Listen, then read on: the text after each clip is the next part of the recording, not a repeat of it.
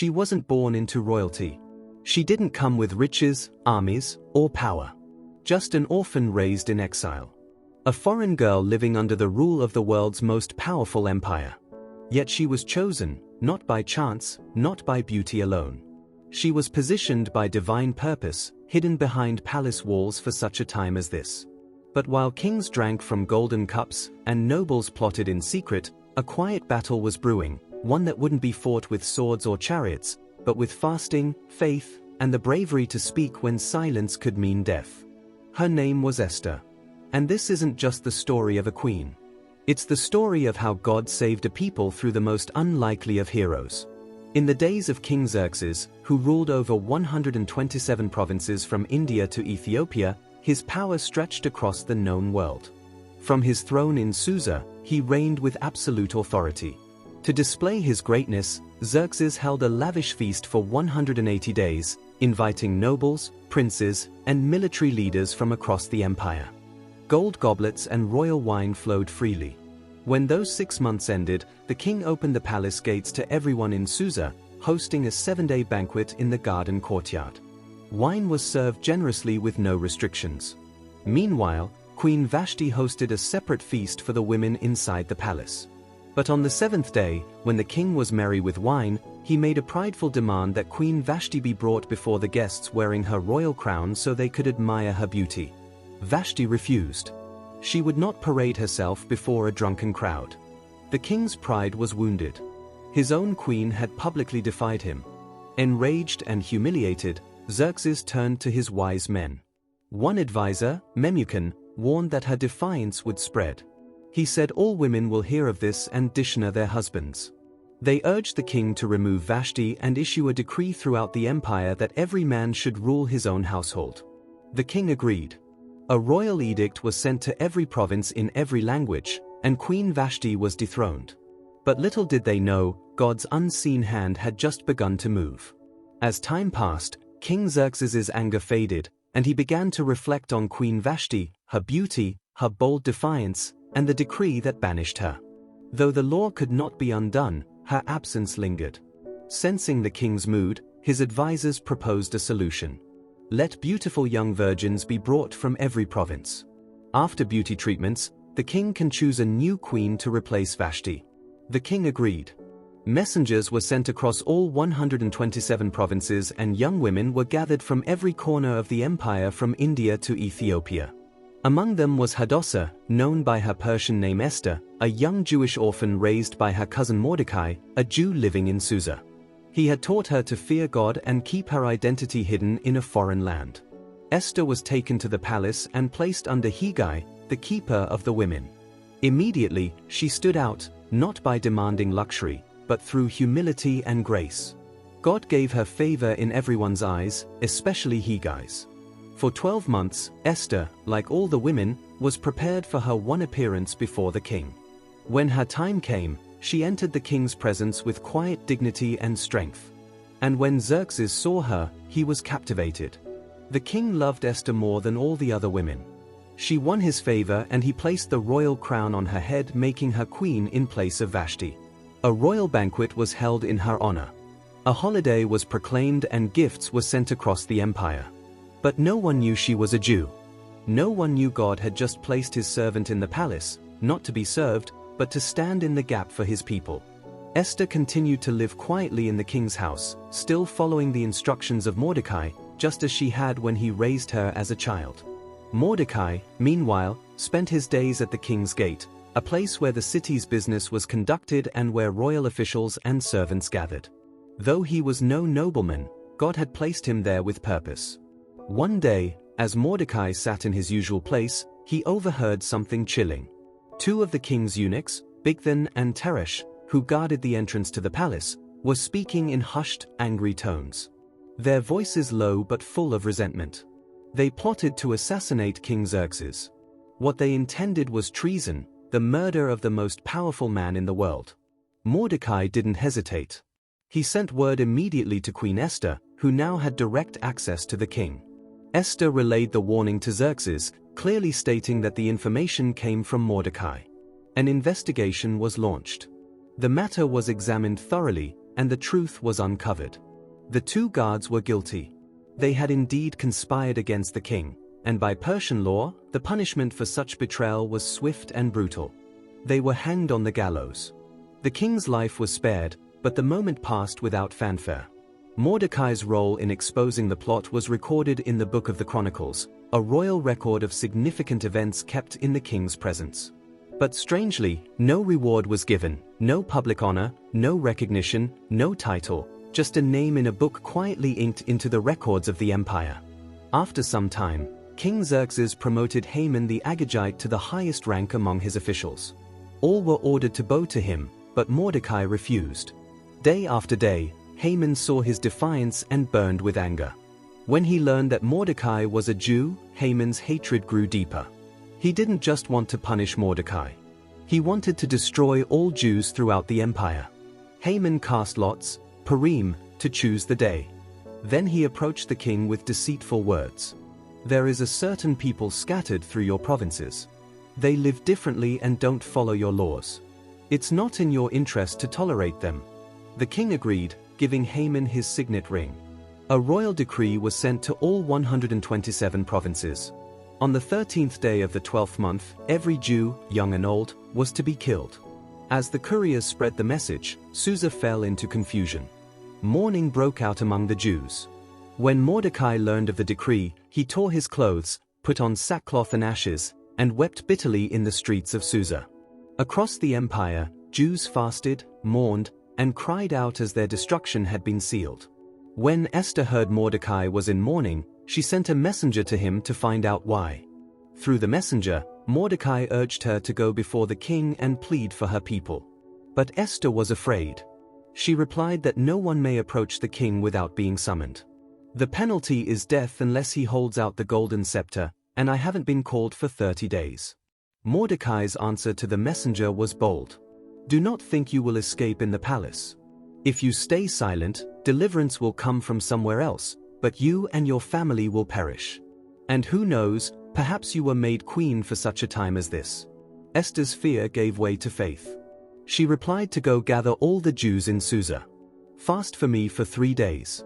I will go to the king, even if it costs me my life. If I perish, I perish." On the 3rd day, dressed in her royal robes, Esther courageously entered the inner court of the palace. The king saw her standing there and extended the golden scepter toward her. With relief and hope, Esther touched the tip of the scepter. Then the king asked warmly, "What is your request, Queen Esther?" "Even up to half the kingdom, it will be granted." Esther replied that if it pleases the king, "Come to a banquet I have prepared for you and Haman." The king smiled, intrigued by her invitation, and readily agreed. And both he and Haman attended Esther's banquet. Yet throughout the meal, Esther did not speak of her petition. Instead, she observed the king closely, her eyes searching for the right moment. Before the meal ended, Esther extended another invitation. "Please come again tomorrow and then I will share my true request." The king's interest deepened and Haman's curiosity grew, both eager and uncertain about what Esther's plea might be. That night, King Xerxes lay awake, restless and troubled. Nothing could soothe his mind, not the royal wine, nor the comforts of his palace.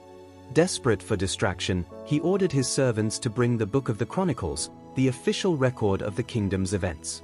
As the scribes read, the king's eyes caught a long-forgotten entry: Mordecai's name. The record told how Mordecai had uncovered a plot against the king's life, an act of loyalty that had saved Xerxes from assassination. But despite the gravity of this deed, Mordecai had never been rewarded. Deeply moved, Xerxes asked his advisors what honor or recognition has been given to Mordecai for this. The advisor replied that nothing has been done for him. The king sat in thoughtful silence. How could such loyalty go unrewarded? At that very moment, Haman entered the palace, intending to ask the king for permission to hang Mordecai on a gallows he had built. But before he could speak, the king summoned him in. "Haman," the king said, "what should be done for the man the king delights to honor?" Puffed up with arrogance, Haman imagined the king meant him. He responded with a detailed plan. "Let the man be clothed in the king's royal robes, which the king himself has worn. Let a royal crown be placed on his head, and let him be led on the king's own horse through the city streets. A noble official should ride before him, proclaiming this is what is done for the man the king delights to honor. The king smiled and said, "Go at once. Do everything you have suggested for Mordecai, the Jew, who sits at the king's gate. Do not neglect anything." Haman's face turned pale, his heart pounding with dread. He was forced to carry out the honor he had planned for himself, but instead it was given to his enemy. Humbled and bitter, Haman led Mordecai through the city streets, proclaiming his honor just as he had described. When he returned home, his spirit was crushed. He told his wife and friends everything that had happened, his anger and humiliation clear. They warned him that if Mordecai is of Jewish origin, you will not stand against him. You will surely come to ruin. And so Haman's plot to destroy the Jews grew darker, but his pride had already been wounded by the king's unexpected favor toward Mordecai. At the second banquet Esther had prepared, the king and Haman took their seats once again beside the queen. King Xerxes looked at her intently and asked once more, "What is your request, Queen Esther? Speak, for your wish shall be granted, even to half the kingdom." With courage and conviction, Esther spoke her heart. "If I have found favor in your sight, O king, and if it pleases you, grant me my life. This is my petition, and spare my people. This is my request." The king's expression shifted, a flash of shock crossing his face. Esther continued that we have been sold, I and my people, to be destroyed, killed, and annihilated. Had we merely been sold as slaves and servants, I would have kept silent, for no such distress would justify troubling the king. The king's face darkened in shock and anger. He demanded, "Who is he, and where is the man who would dare do such a thing?" Esther pointed to Haman, saying, "The adversary and enemy is this wicked man." Enraged beyond measure, King Xerxes rose and left the banquet hall to cool his fury. Meanwhile, Haman was terrified. Seeing the king's anger and realizing his plot had been exposed, he rushed to beg Esther for mercy. In desperation, he fell on the couch where Esther was reclining. He clung to her, pleading for his life. At that moment, King Xerxes returned suddenly. He saw Haman clinging to Esther and shouted, "Will he even assault the queen while I am in the house?" The king's guards seized Haman, and he was swiftly led away and hanged on the very gallows he had prepared for Mordecai. Thus, the plans of the wicked were overturned in a single moment, and justice was served. After Haman was hanged, King Xerxes gave his entire estate to Queen Esther. She in turn appointed Mordecai over it. The king also removed his signet ring once given to Haman and placed it on Mordecai's hand, giving him royal authority. But the danger wasn't over. Though Haman was dead, his decree remained law. In Persia, a royal edict sealed with the king's ring could not be revoked, not even by the king himself. The day of destruction against the Jews still loomed on the calendar, the 13th day of the 12th month. So Esther once again approached the king. This time not for her life, but for the life of her people. "How can I bear to see disaster fall on my people?" she pleaded. King Xerxes granted permission for a new decree to be written, one that would counter the first. Mordecai quickly summoned the royal scribes and wrote in the king's name. The Jews in every city have the right to assemble and defend themselves. They may destroy anyone who attacks them and take their enemies' goods if needed. This decree was sent out swiftly to all 127 provinces in every language, sealed with the king's ring. As it spread, hope was revived. Where there had been mourning, now there was light and gladness. On the appointed day, the Jews stood united across the empire. With royal protection and newfound courage, they rose up and defeated their enemies. In Susa, 800 attackers were struck down, including Haman's 10 sons, notorious men who had stood by their father's wicked plans, who were later hanged at Esther's request. Esther also asked for one more day of defense in Susa, and the king granted it.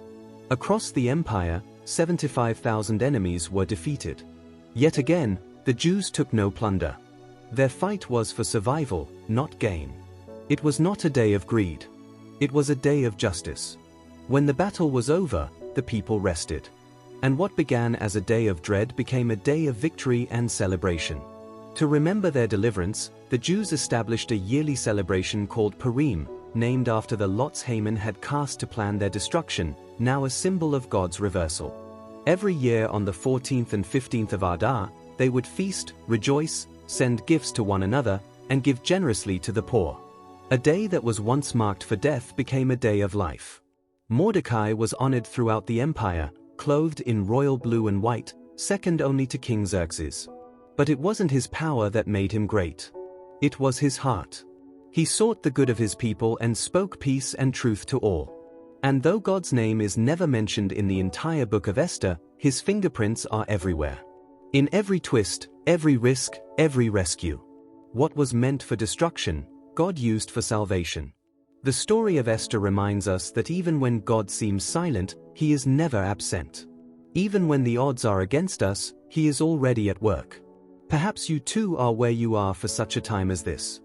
Not by accident, not unseen, but chosen, positioned, and called.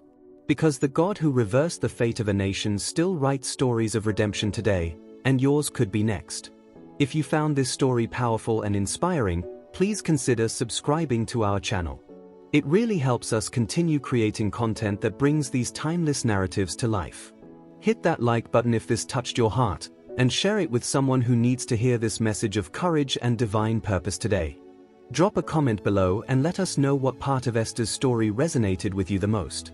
Remember, your story matters, and perhaps you're exactly where you need to be for such a time as this. Thanks for watching, and we'll see you in the next video.